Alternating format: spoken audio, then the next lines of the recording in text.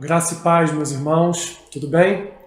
Eu sou o pastor Alessandro Machado e quero, nesta sexta-feira da Paixão, trazer uma palavra, uma mensagem para a sua vida, extraída, evidentemente, do texto bíblico. Vivemos tempos difíceis, tempos em que nós estamos com as portas das nossas igrejas fechadas, trancadas, mas eu creio que daqui pouco tempo nós estaremos de volta no ambiente do culto público, apertando as mãos, abraçando, sorrindo, estando diante de cada um dos irmãos, podendo então louvar e adorar ao nosso Senhor no culto público. Abra sua Bíblia lá em Mateus capítulo 27, a partir do versículo 45. Diz assim a palavra do Senhor: Desde a hora sexta até a hora nona, houve trevas sobre toda a terra.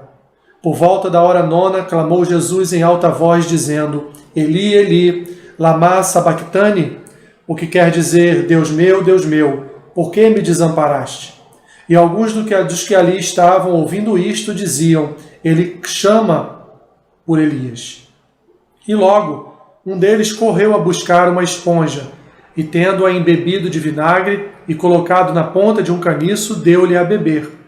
Os outros, porém, diziam: Deixa, vejamos se Elias vem salvá-lo. E Jesus, clamando outra vez com grande voz, entregou o seu espírito. Eis que o véu do santuário se rasgou em duas partes de alto a baixo. Tremeu a terra, fenderam-se as rochas. Abriram-se os sepulcros, e muitos corpos de santos que dormiam ressuscitaram. E saindo dos sepulcros depois da ressurreição de Jesus, entraram na cidade santa e apareceram a muitos. O centurião, os que com ele guardavam a Jesus, vendo o terremoto e tudo o que se passava, ficaram possuídos de grande temor e disseram: verdadeiramente, este era o Filho de Deus. Estavam ali muitas mulheres, observando de longe. Eram as que vinham seguindo a Jesus desde a Galiléia para o servirem. Entre elas estavam Maria Madalena, Maria, mãe de Tiago e de José, e a mulher de Zebedeu. Oremos. Senhor, eu peço a Ti neste momento que o meu irmão e a minha irmã que estarão assistindo a este vídeo sejam edificados pela Tua palavra, sejam abençoados, Senhor, agraciados pelo poder do Evangelho. Ajuda, conforta, consola, que a Tua palavra seja essa fonte de suprimento de necessidades. Abençoe o Teu povo, o que eu te peço, Senhor, e oro assim, em nome de Jesus. Amém. Mais uma praga anunciada. Aliás, a última praga.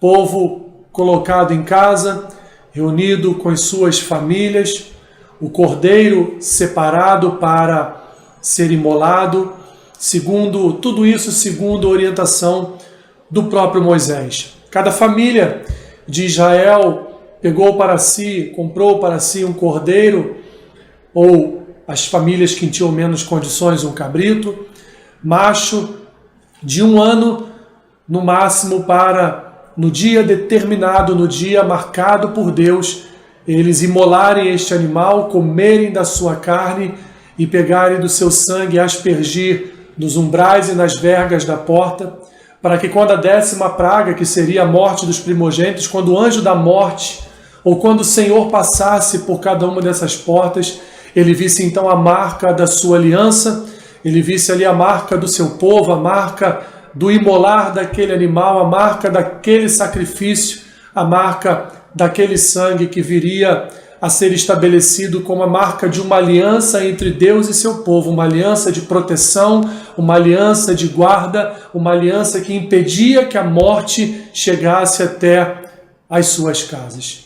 Tudo isso, meus irmãos, instituído por Deus como um evento chamado Páscoa, que viria então, segundo as próprias determinações de Deus a Moisés, viria a ser celebrada através de várias gerações, através de todas as gerações dos filhos de Israel. Lembrando-se sempre que este foi um ato derradeiro, um ato vicário naquele momento para que Faraó autorizasse a libertação do povo. O povo então sai da escravidão do Egito e vão peregrinar pelo deserto até chegarem 40 anos depois na Terra Prometida. Temos então instituída a Páscoa do Senhor, que é a representação de uma morte que serviu de substituto para vidas alcançarem uma aliança, alcançarem graça, alcançarem misericórdia e alcançarem libertação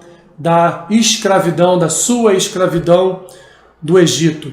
O povo então, meus irmãos, que seria libertado desta escravidão, ele viria através de várias gerações, lembrando-se dessa história, e essa história viria a ser um pano de fundo, na verdade, para a maior história que seria contada na história da humanidade, que é exatamente esta história.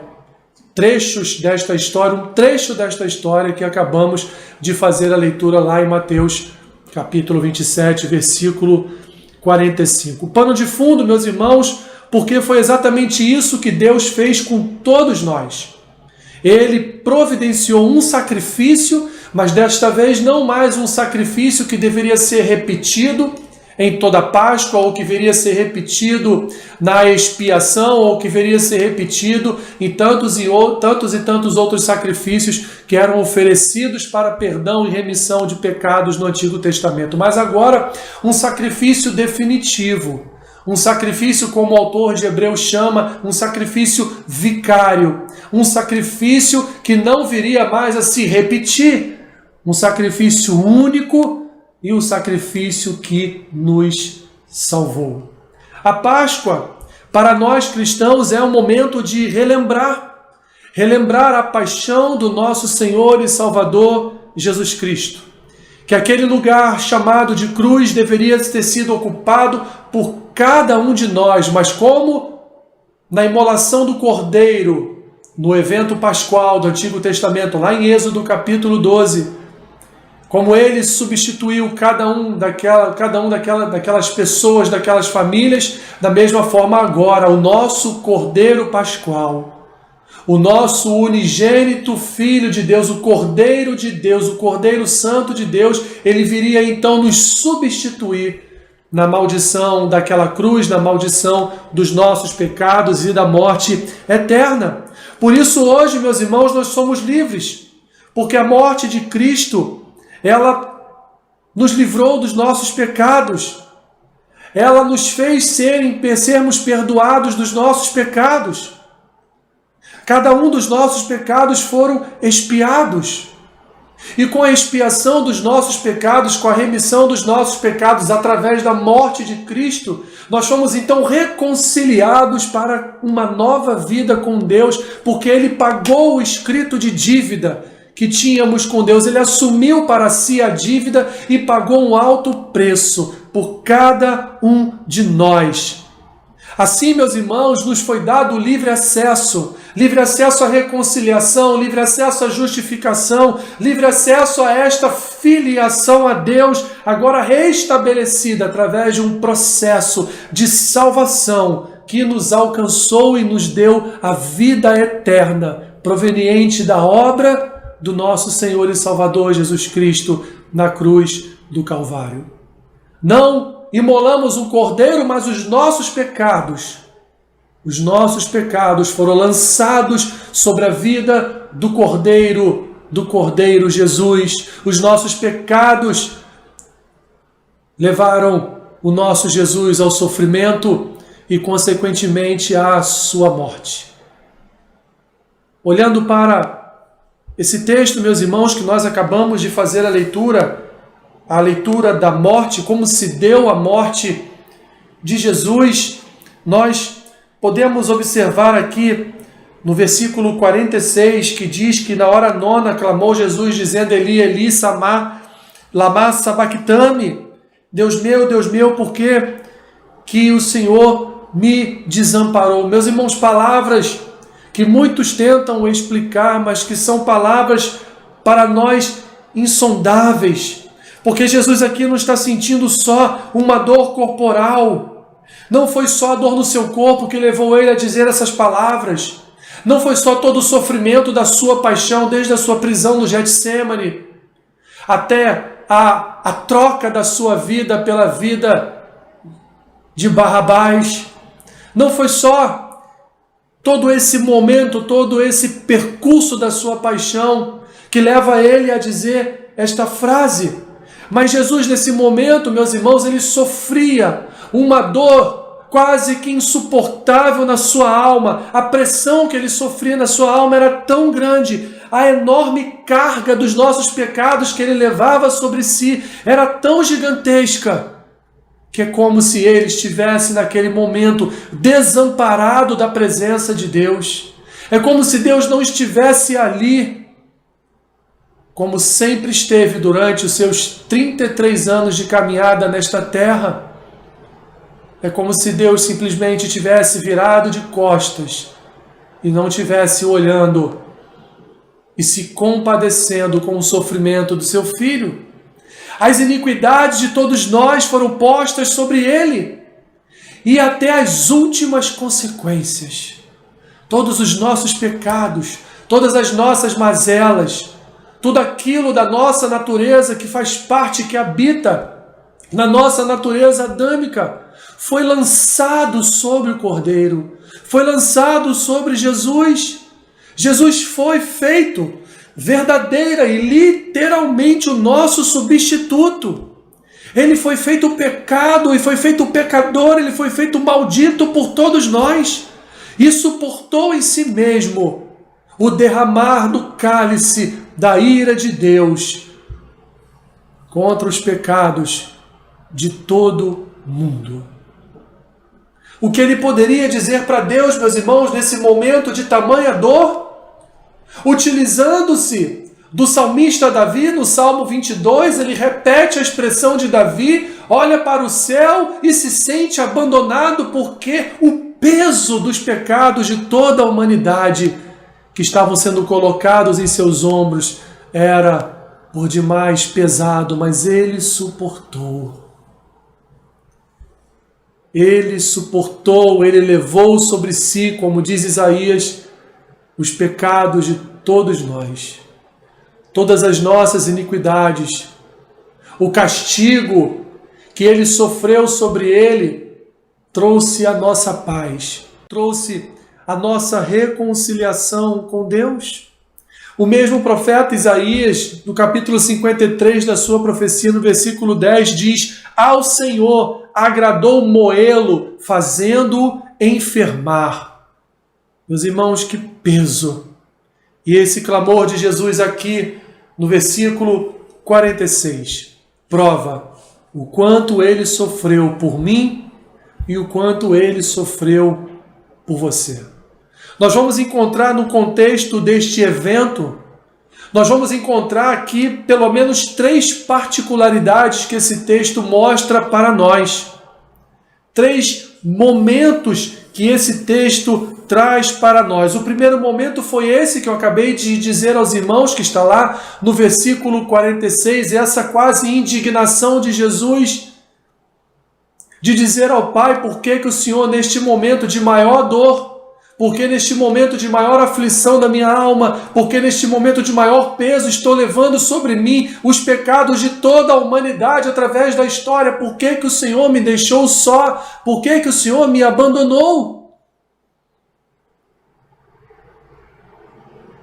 Esta foi a primeira particularidade desse texto.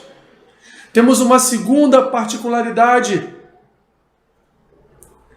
que está registrada aqui no versículo 50, Jesus clamando outra vez, a segunda vez que ele clama, com grande voz, entregou o seu espírito. Que profunda significação, meus irmãos, está contida nestas palavras.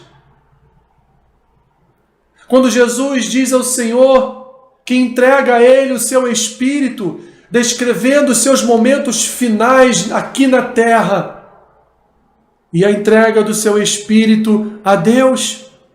Olhamos para esta frase, olhamos para este versículo e o que aconteceu foi desta forma, simples, deste jeito, meus irmãos. Não houve aqui neste momento choradeiras por parte dele, não houve nenhum momento de clamor, de malabarismo, não houve um suspiro final.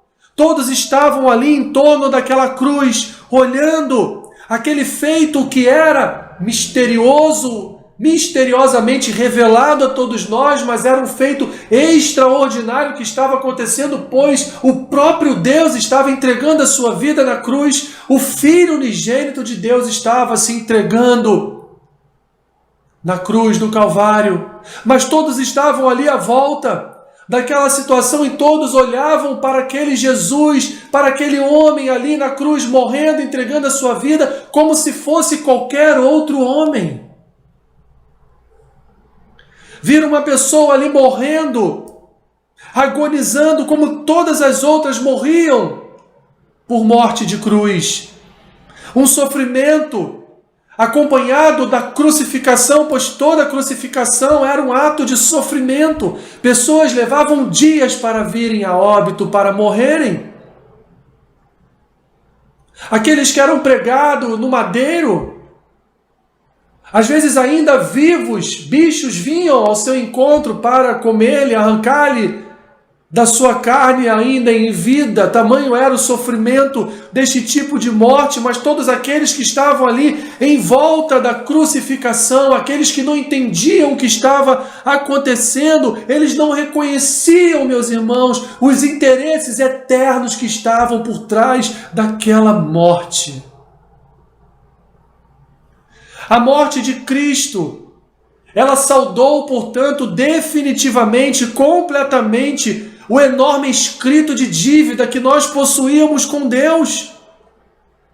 E ela abriu para todos nós a porta da vida eterna. Que maravilha, meus irmãos! Quando olhamos para o roteiro da morte de Cristo, nós ficamos impactados por todos os acontecimentos aqui registrados, porque Ele morreu por nós, Ele se entregou por nós. Nós não éramos merecedores desta morte, nós não éramos merecedores dessa graça maravilhosa registrada na morte de Jesus. Mas Ele voluntariamente se entregou e cumpriu fielmente a missão que o Pai lhe entregou e derramou o seu sangue por cada um de nós. Ele foi um exemplo, meus irmãos, de um alto sacrifício, uma completa expiação e propiciação pelo pecado do homem.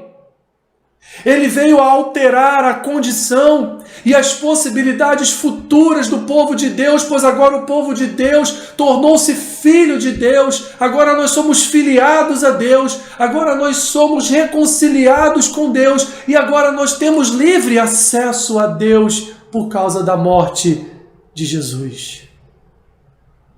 Ele abriu, meus irmãos, para o mundo uma fonte purificadora para todo pecado e imundícia. Não só isso, a morte de Cristo na cruz, por mais que pareça aos nossos olhos humanos como se fosse uma derrota, mas, meus irmãos, olhando com as lentes da palavra de Deus, olhando com a iluminação da palavra de Deus, o que nós vemos aqui é Jesus pisando a cabeça da serpente. O que nós vemos aqui é a vitória do Cristo sobre Satanás. O que nós vemos aqui, meus irmãos, é a vitória gloriosa, majestosa do Cordeiro Santo de Deus sobre todo o mal. Foi uma vitória completa, despojando Satanás abertamente, completamente diante de todos. Ele ali demonstrou o amor de Deus pelos pecadores, pelo fato de ter Deus enviado o seu próprio Filho para morrer e fazer expiação por todos nós. Que maravilha, meus irmãos! Que maravilha, que bênção, que graça, que misericórdia! Aleluia, glórias a Deus! E o terceiro evento, a terceira particularidade desse texto está no versículo 51. que diz então, depois que Jesus entregou o seu Espírito, eis que o véu do santuário se rasgou em duas partes de alto a baixo, tremeu a terra e fenderam-se as rochas. Aleluia! O texto diz, abriram-se os sepulcros e muitos corpos de santos que dormiam ressuscitaram. E saindo dos sepulcros depois da ressurreição de Jesus, entraram na cidade santa e apareceram a muitos.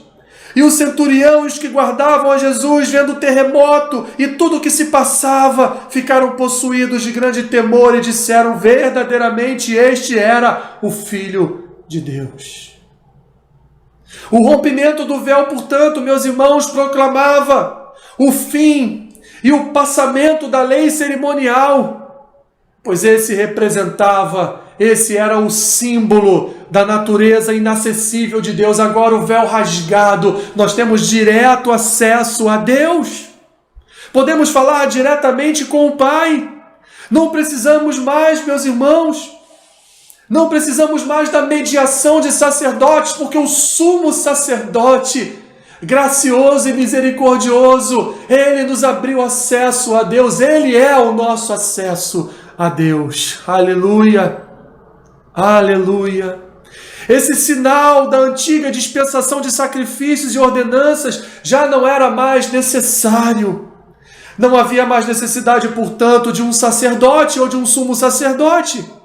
Agora não há mais a possibilidade ou a necessidade da aspersão de sangue, de um propiciatório terreno, nem de oferta de incenso, nem de um dia da expiação, porque o verdadeiro sumo sacerdote tinha finalmente aparecido e aberto o canal, ou aberto a possibilidade de nos achegarmos a Deus diretamente.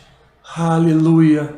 Ele não só nos salvou através da sua morte, ele não só nos lavou através do derramar do seu sangue, mas ele também, meus irmãos, nos abriu acesso direto ao Pai. Glórias ao teu nome, Jesus. O rompimento do véu, portanto, proclamava a abertura do caminho da salvação para todo aquele que nele crê, para todo aquele que nele confia, para todo aquele que foi agraciado pelo convite irresistível da graça de Cristo. Antes, tudo estava, meus irmãos, obscurecido aos gentios, tudo estava nebuloso aos judeus, mas agora fomos convidados a nos aproximar de Deus com ousadia e vir a Ele com confiança. Aleluia! Aleluia!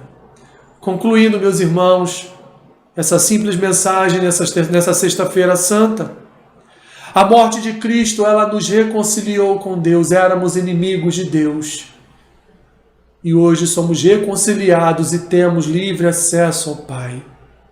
A morte de Cristo expiou cada um dos nossos pecados. Ela nos remiu, ela nos redimiu e ela nos possibilitou receber de Deus o seu perdão por cada um dos nossos pecados, por cada uma das nossas iniquidades. Porque o nosso Cristo, o nosso Senhor, Ele pagou a nossa dívida, Ele recebeu sobre si o transbordar do cálice da ira de Deus, o derramar do cálice da ira de Deus, veio sobre a vida de Cristo. Ele nos substituiu nesta maldição. A sua morte foi um evento sobrenatural. Aqueles que estavam ali à sua volta não estavam entendendo o que estava acontecendo, até chegarem à conclusão, o centurião e os seus guardas, de que, diante de todos os eventos sobrenaturais que eles estavam vendo à sua volta, pessoas ressuscitadas, sepulcros sendo abertos para homens de Deus saírem dali, vários santos de Deus foram vistos andando por Jerusalém, terremoto, o véu do santuário rasgado. Eles enxergaram naquilo, portanto, um evento sobrenatural. Era um homem morrendo na cruz, mas trazendo de forma sobrenatural vida eterna para todos nós. A sua morte resgatou a nossa dívida com Deus e a sua morte substituiu a nossa morte eterna. Meu irmão, minha irmã, você que está ouvindo esta palavra neste momento, olhe para Jesus, olhe para a obra que Ele fez pela tua vida. Será que vale a pena, talvez, você estar levando esse tipo de vida que você está levando longe de Deus? Será que tem valido a pena você andar o seu dia a dia afastado dos caminhos do Senhor? Tem valido a pena, depois desse texto, depois de tudo que você já conhece da palavra de Deus, tem valido a pena essa vida que você tem levado? Meu querido irmão, minha querida irmã, repense a sua vida. Jesus entregou a sua vida para nos salvar. Jesus entregou a sua vida para te salvar, para te livrar do inferno, para te livrar da morte eterna, para te livrar do choro e do ranger de dentes eternos, para te livrar do lago de enxofre. Renda-se a Cristo. Crê no Senhor Jesus e será salvo tu e a tua casa. Olhe para Cristo como seu Senhor e Redentor. Aproveite sim este momento, esta semana, Semana Santa, aproveite para olhar para a sua vida, fazer uma autoanálise e definitivamente entregar seu coração a Jesus. Ele está te chamando, Ele está lhe convidando. A sua morte é um convite da graça a todos nós. O derramar do seu sangue é uma promessa de purificar a tua alma, é uma promessa de te levar para a eternidade, é uma promessa de santificar a tua vida. Não perca seu tempo neste mundo. Olhe para Jesus, pois Ele tem te visitado. Ele tem falado ao teu coração, Ele tem ministrado a tua vida. Não perca mais tempo com as coisas passageiras deste mundo. Jesus Cristo é o seu Senhor, Jesus Cristo é o teu Salvador, e Ele morreu por tua vida, Ele morreu pela minha vida. Quero orar por você. Quero, neste dia, estar orando pela sua vida, para que esse convite gracioso de Cristo atinja o seu coração de forma definitiva e você possa ser recebido de volta ou por uma primeira vez de braços abertos pelo Pai.